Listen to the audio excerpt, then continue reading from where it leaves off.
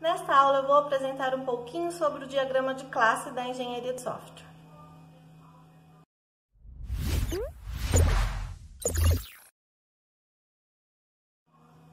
Olá pessoal, o diagrama de classe é um dos diagramas mais importantes da UML, da Programação Orientada a Objeto, que mostra a regra de negócio do sistema, considerando as suas classes e seus relacionamentos. Então, é um diagrama muito similar ao diagrama de entidade de relacionamento, porque cada classe pode ser representada, considerada como uma tabela do banco de dados, né? Então, tem a terminologia diferente, o conceito também. Por quê? Porque a classe, na verdade, ela é um arquivo, né? Dependendo da linguagem de programação, onde você descreve os atributos e os métodos daquela classe. Então, eu vou iniciar apresentando para vocês o conceito de classe representada, né, na modelagem, que é um retângulo dividido em três. Primeiro inicia com o nome da classe, depois os atributos e depois os métodos. Os atributos correspondem aos campos dessa classe e os métodos correspondem à ação desta classe. A classe pode ser representada no maior grau de abstração ou no menor grau de abstração, ou seja, com mais ou menos detalhes. A classe carro, então, possui o atributo placa e número do chassi. Então, a placa, como mistura letras e números, ela é do tipo string. E o número do chassi, como é só número, então ela é do tipo int, que é inteiro, né? E também eu posso descrever na minha classe o meu encapsulamento, que é um dos conceitos da orientação a objeto. Se ele será visível a todas as classes, ou seja, se for público, então se o meu atributo for público, ele tem na frente do nome, o sinal de mais. Se ele for privado, ele tem um sinalzinho de menos. E se ele for protegido, ele tem o sinalzinho da hashtag, né, da cerquilha, onde só as classes filhas podem ver aquela informação. Então, por exemplo, os atributos da classe livro seriam o quê? Título, autor, ano, editora, né? Então, os atributos simples, ele descreve apenas o campo. E os atributos completos descrevem também o tipo de dado daquele campo, como mostra no exemplo.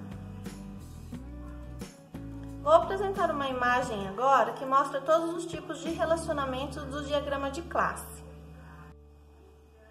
Os relacionamentos envolvem associação, representado por uma reta, herança, onde tem na ponta o triângulo, dependência, agregação, que é um losango sem estar pintado, e a composição, que é o losango preenchido. Então, nós vamos ver cada um desses, tá? Então, por exemplo, a associação é um relacionamento quando uma classe possui a chave primária da outra, por exemplo, o cliente realiza pedido. A herança, quando herda os atributos e os métodos de outra classe, eu tenho a classe pai e a classe filho. A dependência é considerada como associação, muitos autores nem usam mais esse relacionamento.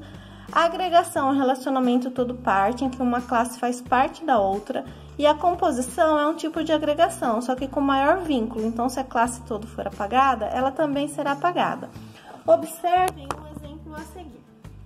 Nesse exemplo, nós temos aqui, né, a classe pedido, que está relacionado com o produto, que no caso é pizza.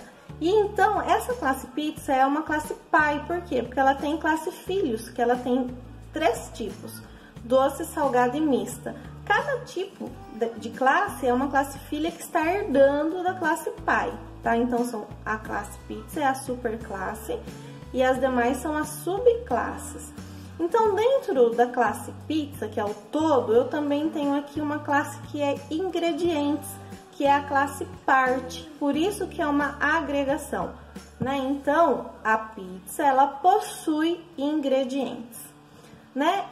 E também eu tenho aqui uma classe associativa, que é o item pedido, onde eu tenho, né, o item daquele pedido, considerando o que foi pedido e a quantidade que foi solicitada.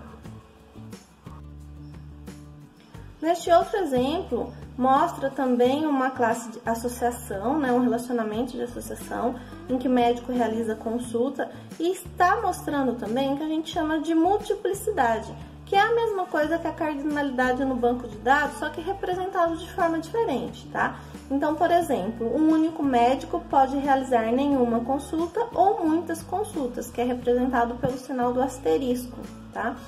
Bom, a seta de associação pode ser uma seta simples, como na figura, ou possui nenhuma seta, só o risco mesmo. Um jeito fácil de entender o conceito de herança é colocar a frase é um tipo D. Então, por exemplo, né, a classe pai, que é veículos, eu tenho duas classes filhas, que é carro e caminhão. Então, carro é um tipo de veículo, caminhão é um tipo de veículo. Então, quando eu consigo encaixar essa frase neste contexto, então é herança. Esse slide mostra uma herança múltipla ou composta, né, onde eu tenho a classe pai, a classe filho e a classe neto, né? Então, por isso é uma herança múltipla. Né? Então, por exemplo, gerente de projeto, gerente de departamento, gerente estratégico é um tipo de gerente, que também é um tipo de funcionário. Então, mostra uma herança múltipla. E por fim, eu vou diferenciar para vocês o relacionamento de agregação e de composição. Né? Ambos são relacionamentos de todo-parte, né? Então, eu tenho a classe todo e tenho a classe parte. Só que a composição, ela possui um vínculo maior.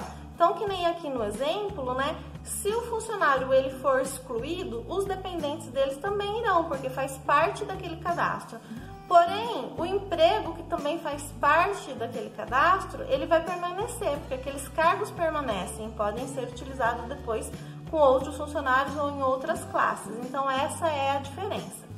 Eu espero que essa aula tenha auxiliado um pouquinho no entendimento do diagrama de classe, que é um dos mais importantes, né, da UML, e a gente se vê numa próxima aula.